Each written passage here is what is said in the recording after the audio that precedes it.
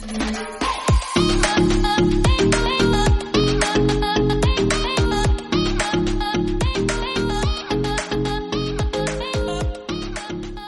to another episode of Defending the Line.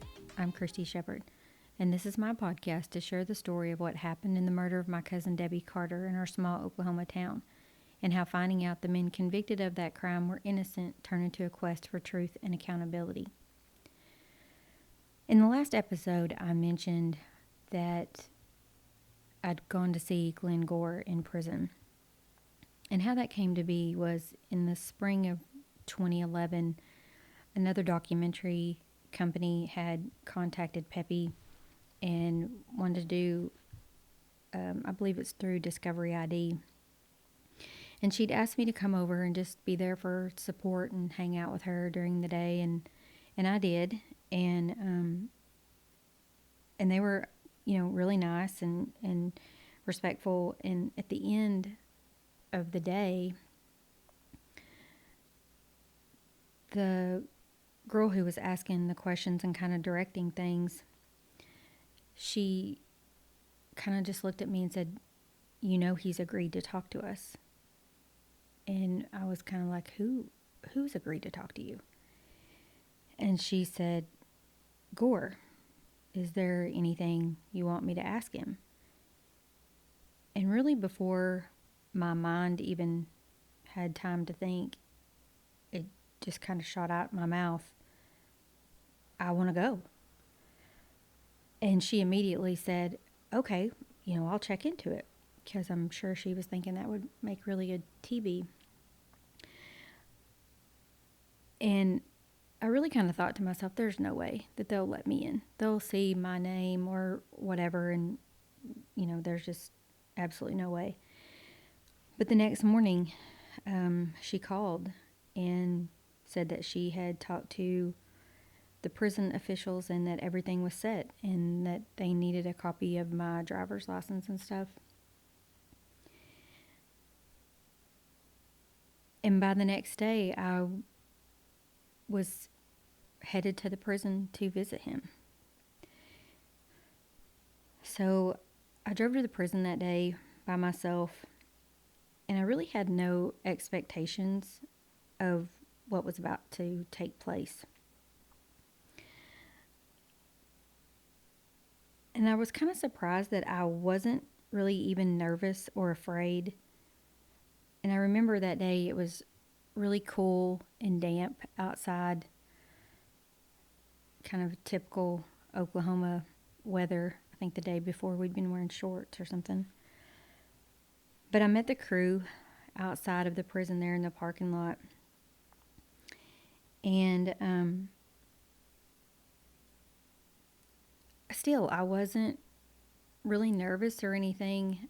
The only other time I'd ever been in a prison, I'd gone in with my class, so I certainly had never done anything like this. And when we went in the front door,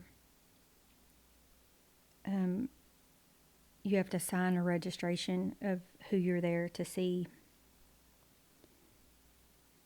And I think that's probably when it began to hit me, because I realized that in signing that registry, there would be this permanent record that I had been there to see him. And I kind of just took a deep breath and signed my name. And it really looked so strange to me to see our names side by side, like it was just, casual or social. And I really thought that he would not know who I was. My plan was to go in with the film crew and carry cable or, whatever else they needed, and just be a part of the crew and just, be present and listen.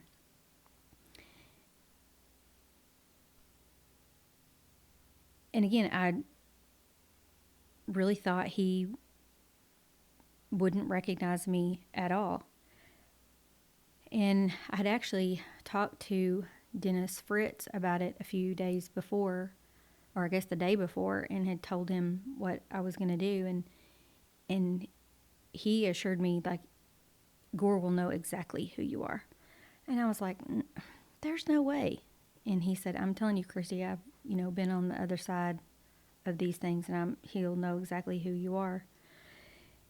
And anyway, when we got there and got signed in, the public information officer there at the prison met with us and, explained how things were going to go that day, and that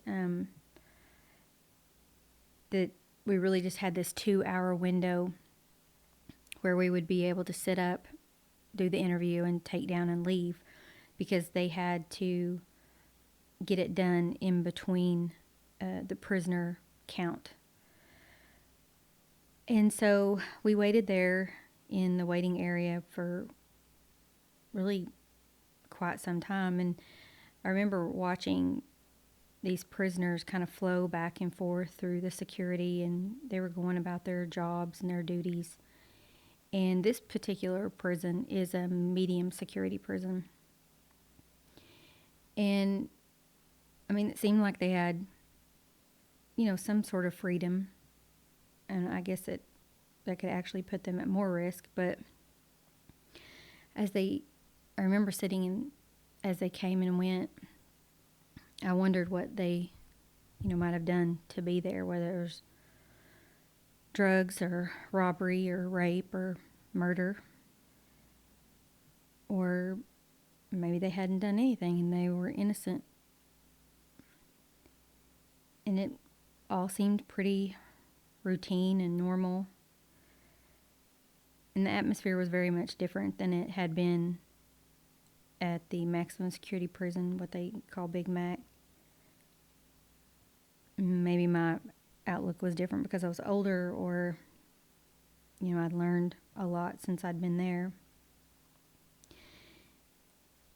And I noticed that more and more time began to pass, and I started to feel pretty anxious because, we only had like this 2-hour window to get all this done.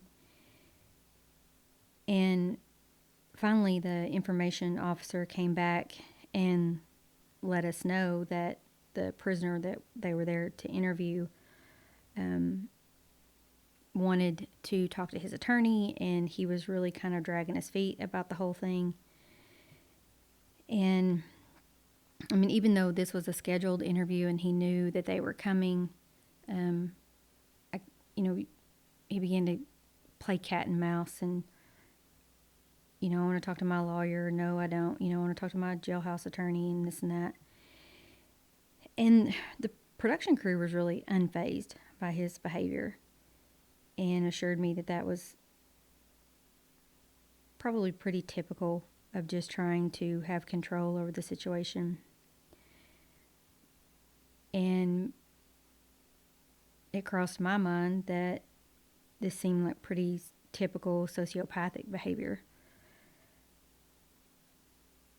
And again, I just became more and more anxious, thinking that, he's ruining the only opportunity that I'll probably ever get to hear him speak for himself. And I desperately wanted to hear him talk, not through a lawyer talking for him, or, putting their best dramatic spin on what had happened in those early morning hours in December of 1982, but to hear him speak for himself, where he was and what he was doing. And so finally, he agreed to visit with the director. And she was this little tiny, skinny, just very small person. And I guess they had him kind of in a holding cell off to the room where we were supposed to do the interview. And so she went to talk to him, and she visited with him for a few minutes, and then she came back. And I can't see him at this point. We are still in the waiting area. She came back and she said that in this really like slimy salesman persuasive voice, he had told her that he would agree to the interview if it was around back on the porch, and it was just the two of them. And before she could even say anything else, the information officer quickly was on top of that and said, you know, there won't be any efforts of him being alone with anyone, and really just shot that down and said that if that's the way it was going to go, then if he was going to keep playing these games, there wouldn't be any interview at all.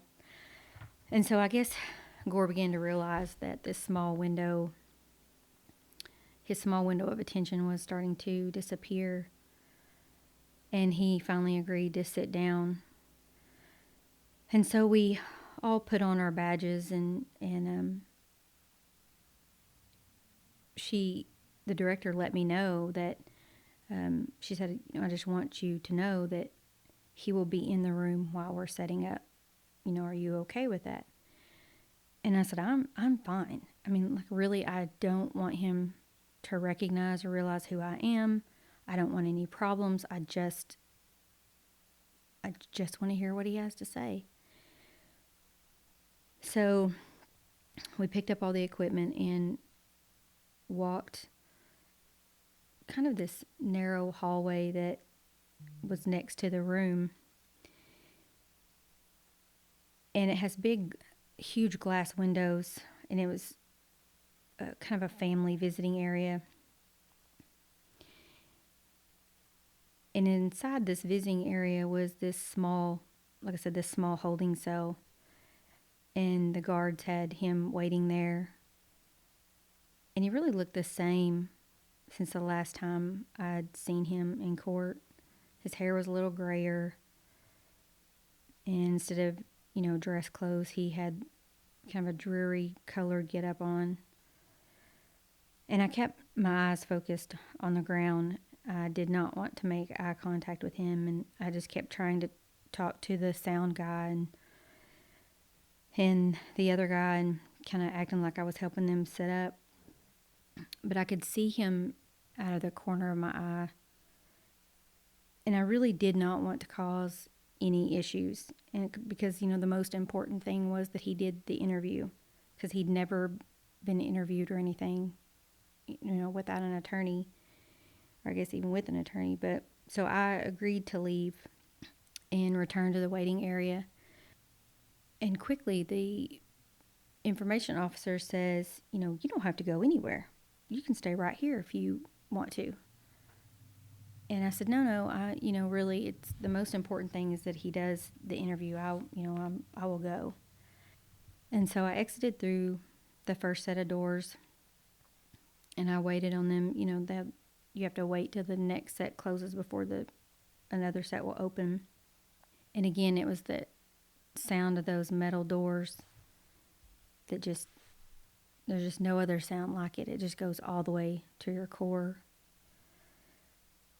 And I walked back to the front and returned my badge and just had a seat in the waiting area.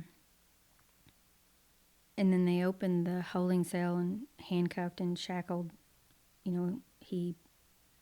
Gore kind of shuffled over there to the chair that was waiting for him, and they got him mic'd up and set up to go. And I thought back about how he, again, had gotten what he wanted, like when he asked us to move outside of the courtroom and we couldn't be there. But I sat and waited until I felt like enough time had passed where they had gotten him settled. And then I got up and went and stood in front of the big glass window there just in front of him. And there he was. He sat facing the camera and me. I never broke from looking him straight in the face, but he never would make eye contact. He seemed really uncomfortable and would just look side to side and kind of look past me. And then the interview ended, and, all the production company came back out. And the information officer approached me and he said, I am so sorry. You didn't have you didn't have to leave. But he said, I've never seen him behave that way before. You really made him nervous. Like he thinks you're her cousin or something. And I kind of noticed the looks on the faces of the rest of the crew, and I just took a deep breath and I said, well, I really did not come to cause any kind of trouble, and I had hoped that he would not recognize me, but I am Debbie Carter's cousin, and I wanted to hear what he had to say. I wanted to hear his own voice speak what happened that night. And the guard's face just kind of dropped. He looked like he'd just avoided a train wreck. And again, I tried to reassure the guard of my intentions were for him, not to recognize me. And obviously that part of my plan didn't work. But as we walked out of the prison, I was questioning the director about the interview, and she said, as soon as I got him sat down with the mic on, he asked me, why did you bring her here? She thinks I did it. And she says, well, what about all the evidence against you? And he smiled kind of out of one side of his mouth and said, what evidence? And that he never admitted to killing her. But the director told me, she said, but I got him on camera saying that he had never been in her apartment. And we knew from the evidence that that couldn't possibly be true. I drove back that day. It was like a 3-hour drive home, and I really took inventory of my thoughts and my feelings and kind of where I was at with all this. And though I didn't get to hear him speak for myself, I felt somewhat satisfied. I had this strange sense of power that, I'd made him nervous, coming in unannounced and uninvited. And I gave a lot of thought to back during the sentencing phase of the last trial. And I remembered how his family members described his life growing up and living at home with an abusive father, and how he had always wanted to fit in at school. And I thought about the other surviving rape victims of his and how they described their encounters with him. They were all women he knew. And I thought about how scary people who have every intention of harming you really do lurk in the darkest corners. And when they had fulfilled whatever twisted notions they came with, that they leave taking all your trust and security with them. And I thought about his shortcomings in life and how he took that out on vulnerable women, including his own wife and her small child. How he kidnapped them and used that child as a human shield to shoot at the police. And how Glenn Gore had been someone who'd done so much damage and ruined so many lives, and to a large extent had gotten away with it. But he was really no monster. He was just this pitiful excuse of a human who would spend the rest of his life in prison, just every day, one day bleeding into the next, just wasting time. And I thought about how I had walked out of that prison of my own free will, and I drove the little 2-lane Oklahoma highways with my radio up and doing what I wanted. And I was comforted by the thought that these were small pleasures that Gore would never experience again. But another documentary brought more questions. And so I just kept combing through stuff.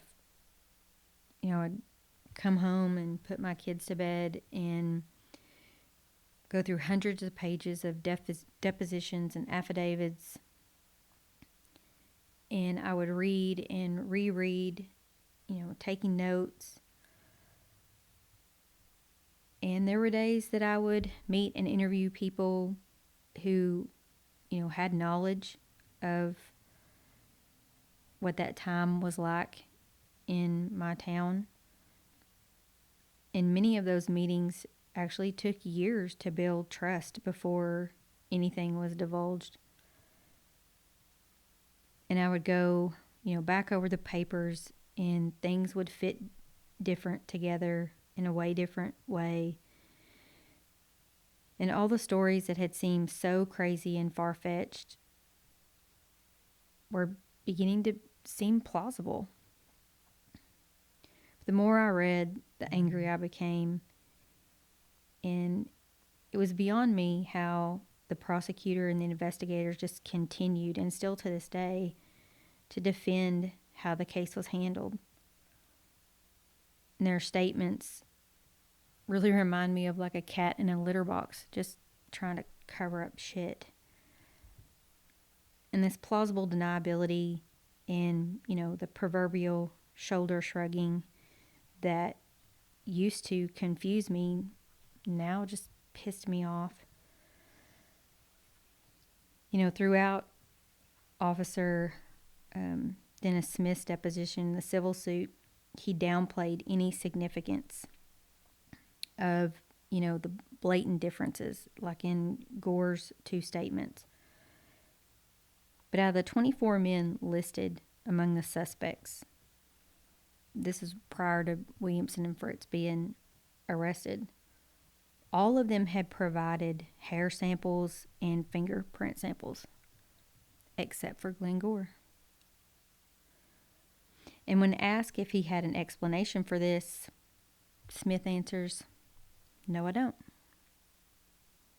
No one on that list gave samples after 1983 except for Gore, and he did not give samples until 1986. And the results of comparing Gore's samples didn't come back to the Ada Police Department until 1988, which was 2 days into Dennis Fritz's trial. And of course, he was found not to be a match. But fast forward 10 years, and those exact same hairs matched Gore by DNA. Smith stated that it was the district attorney who had mentioned exhuming Debbie's body, and he explained that, it was a, quote, loose end that the district attorney needed to take care of. And when asked if Gore's prints were ever compared to the bloody print found on the wall, the detective answers, "I have no idea." In the district attorney's depositions, he also downplays, any significance of Gore's two very different statements on the night that Debbie was last seen alive. And when asked if he felt the statements were problematic, his response was, "Well, not really." And the other one was, "Depends on the definition of a problem." He continued with, "It's not inconsistent, it's just not there." And his remarks seemed, dismissive and flippant.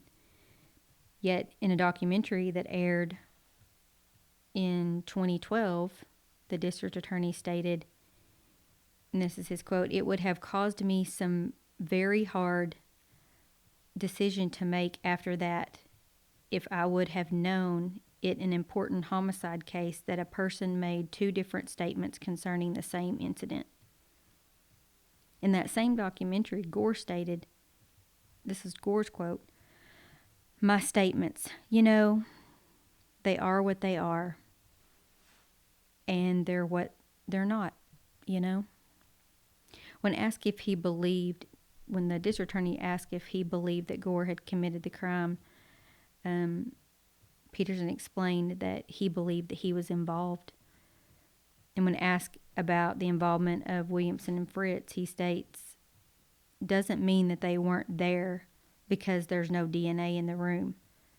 They could have assisted Mr. Gore in the crime, but didn't deposit their semen or leave any hairs behind. And I found this concept hard to believe 10 minutes before Williamson and Fritz walked free outside the courthouse in 1999. Reading it now, knowing all of the other evidence, now he just sounded stupid. But Peterson never budges on the reliability of Terry Holland. He questioned if Gore's fingerprints were ever relevant or material to the case. I mean, Debbie's entire case was a shit show. She was forgotten by the people sworn to seek justice in her name. And I wanted to spit nails every time I read some quote about how they did their job, or how Williamson and Fritz were convicted on the evidence provided. They were convicted on the evidence that was fabricated. There was no question that a job was done, just not the job that they had taken an oath to uphold. I found it harder and harder not to just lose my mind when I heard someone say, well, what John Grisham said wasn't true, or I don't like how Grisham made Aiden's look. And I think to myself, if you had any idea what they'd really done. So in an earlier episode, I mentioned the FBI behavioral science study that was done on Debbie's case. And some years later, I decided that in reading through, all of these depositions and stuff, that is something that I never came across. I never found that in any of the things that I had been looking through. And so I decided to fill out a what they call a FOIA request, which is a Freedom of Information Act request. And I waited. I'd never filled one out before. I didn't really know what to expect.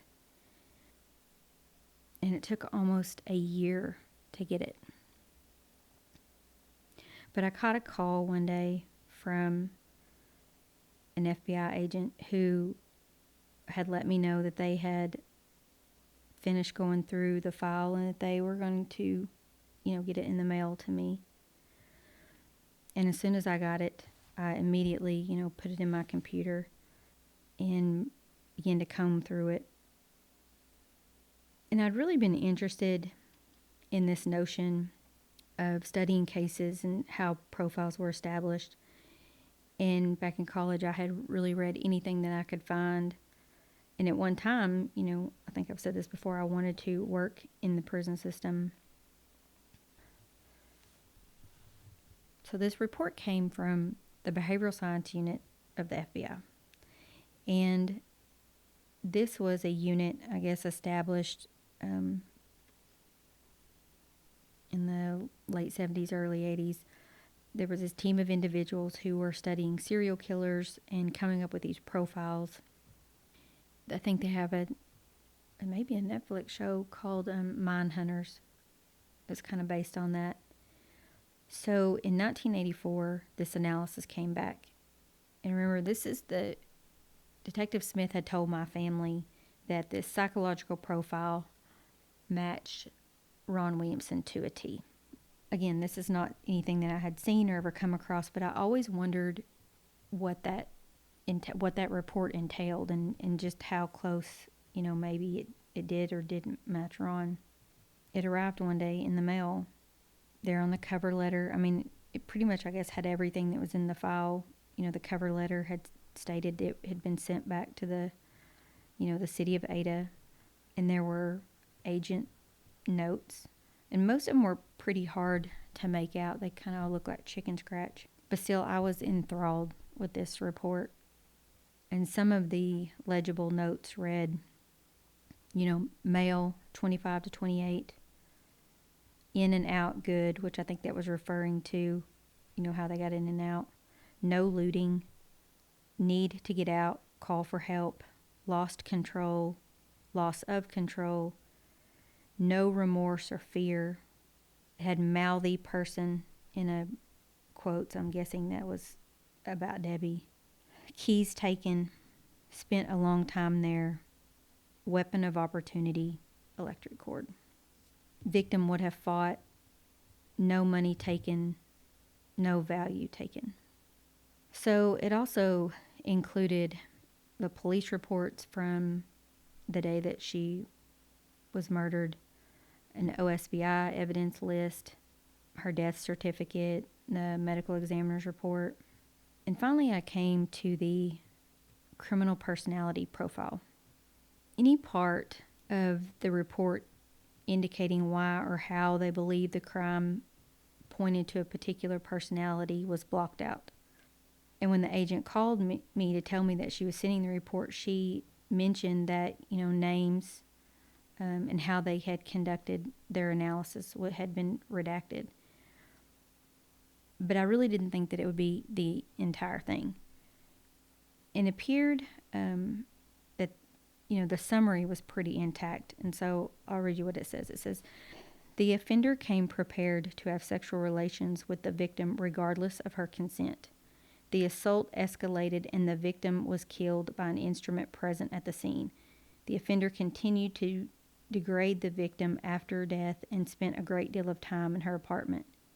He was able to think clearly after he murdered the victim and to leave his written messages in a hope of confusing the investigation. But the one paragraph that I wanted more than anything else and needed to read with my own eyes, the offender profile, was completely blocked out. And I was devastated. I could not believe that I had waited all this time for nothing. I mean, why would they block out the profile of an idea of a person that was responsible? And there wasn't any naming a specific person. I could understand them blocking out names of actual people, but I just didn't understand how they justified blocking out how they came to develop this profile. It wasn't like these techniques are secret anymore. Many of these agents have since written, retired and written books on how they did what they did. There's movies, documentaries. Like I said, there's a Netflix series. And also on the disc was a memo to the FBI director. And it read, after review of this profile, name blocked out, advised that this profile was extremely helpful in identifying a subject that was under investigation in this matter. He advised that it was almost every way the profile fit the personality type of the subject who was suspected of committing this crime. The profile allowed the Ada Police Department to focus their investigation on this subject and gave them an insight into techniques to be utilized in interviewing the subject. And I knew the name that had been blocked out. And Detective Smith felt that the perfect profile match was Ron Williamson. Nowhere did it state that there was more than one offender. So maybe Smith was reading into it what he wanted and when he needed it to fit. Because from what I could make out of the report, between the blocked out sections, it would have just as easily fit Gore. But the last item on the disc were pictures. And there were several aerial views that have been taken outside of Debbie's apartment. And there were 4 or 5 of her face. And they were all, photocopied prints that were already black and white. So it really doesn't look real. And that made it somewhat easier.